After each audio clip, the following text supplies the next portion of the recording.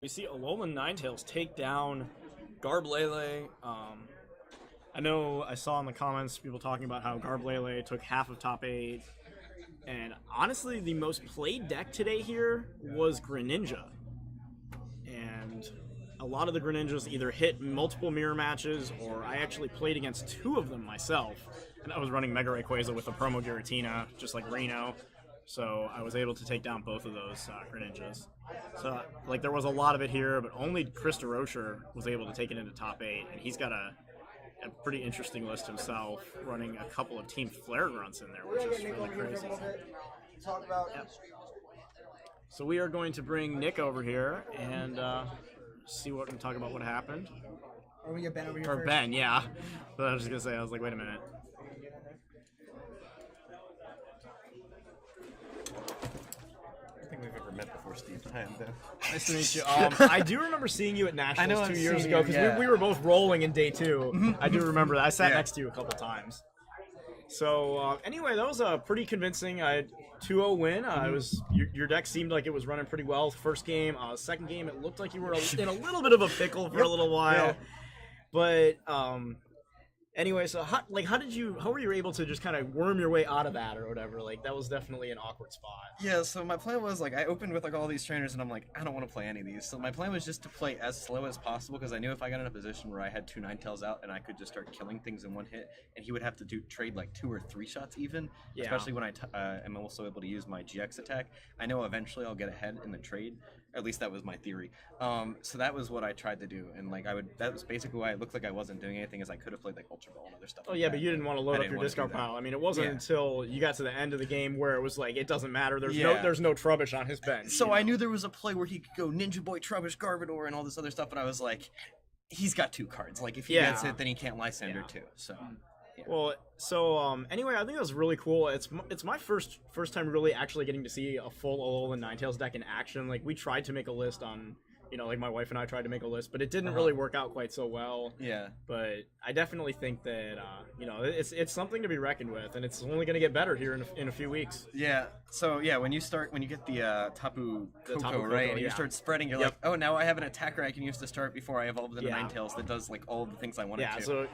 Yeah. Yeah, I exactly. mean, basically you can beacon, and then you can go, for those of you guys who are wondering, the Tapu Koko promo is box promo will be coming out here soon. For for 2 colorless, it does 20 damage to every one of your opponent's Pokemon. Yep. Which is just crazy. Yeah. So obviously that's a pretty big deal. Because a lot of the times lot of it's decks difficult like with that. Ninetales because you're always 20 off. 160, yeah. Yeah. And I noticed you were running the Kakui, which was clutch in both games. Yep. And then also, if you just get a Choice choice band, band yep. on there, yeah, you're hitting 190. Yeah, so there was one play on the last turn of the game, or second last turn, or before I second board, I put a DC on my other Ninetales instead of attaching Yeah. there if I hit the choice band, because I knew I was going to whiff the choice band with 3 cards in my deck, and I did, so I was like, yes, satisfied. Here I am. But, What's up, hello. Hello. Here I am. Yeah. So yeah, that was my take on it. Just try to play it slow and then try to get there when you have the things, and then try to time the GX attacks so you get some kind of knockout. I might have been a little used it preemptively. Like there might have been a time where I could have like waited a turn and tried to snipe a GX with it, but For sure. I thought it was okay. Yeah, I mean, I would definitely agree. I think that's really cool. Now, obviously, congratulations on your win in top 8, going Thank into top 4. And is there any specific matchup you do or don't want to play against? I mean, so Garbodor I think is a harder matchup.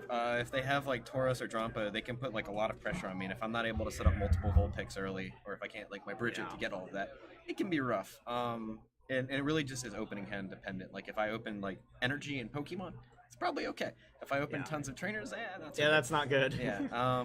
Decidueye I think is an okay matchup. I'm fine with that because eventually I can just start like Lysandering up stuff that doesn't have Floatstone and Definitely. then just hit off for 50. Well, and the fact that you can search for all your Pokemon via supporter and attack And is beacon, just yep. so good, Yeah. I think in that matchup you'd have to be a little more careful about using the Blizzard Edge because you do discard 2 energy. So Yes. Well, so you can discard a DCE, which Well, is yeah, nice. that's what I was Yeah. going to say. If you could discard double colorless, then you can keep 2 energies on there and then just have to attach 1 more. Yeah. I don't like the Sylveon matchup, admittedly, but there was no Yeah. Sylveon here today, so I was like, Yeah, I think I great. saw like 2 or 3 Sylveon decks Yeah. and they were all on the bottom tables, so... I don't know. I tested a lot against Sylveon, and then there was none here. I was like, okie dokie. So Yeah, definitely. I think it will see play later. Well, thank you very much for your Thank time, you. and congratulations. Thank you. Now, Nick, I was curious, obviously in that matchup, first of all, I want to say congratulations on making top 8. I think Thank it's you. really awesome. This was a huge League Cup, 52 people. Stacked, very And, stacked. and yeah, you're absolutely right. You know, a lot of really high-level players here, you know, and some in top 8, some fell by the wayside, but it's just such a massive event. I think getting top 8 in and of itself in an event like this is a huge accomplishment. Thank you. Obviously, you were one of 4 players who played the Garbodor Tapu Lele deck. I noticed you weren't playing Drampa, or it didn't look like you were playing any hammers or anything like that. That's correct. I just went for straight consistency. For sure. Straight consistency. Sorry about the light, guys.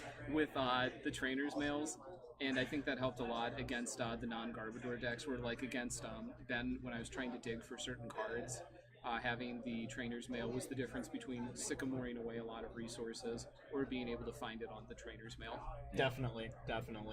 Well, and the other thing is, like, in the mirror match, you know, you're only trading single prize cards, at least until you get enough to where they can bring out the Lele or something and take it out. So, obviously the Tauros plays are huge, just the looming threat of Mad Bull. And then, again, I think Ben made it a clutch play in the end of the game with when you sniped the 50 on one of the Lele's, putting it on the one that had the energy, because he hadn't used the GX attack yet. Yeah. Correct. So if you put it on the other one, he can Tapu Cure, and then that's just that could set you back another turn. Yeah, negates Granted, it. you know, you could just, I don't know Do if it you had like again. another Sycamore, and you could just hit the choice band. Well, so there were 3 cards left, and I was like, I'm gonna hit the choice band eventually, and I had BS Secret for Kakui to get the last 3 cards in my deck. Okay. Well, and the damage from Kukui would have been enough anyway. Yeah.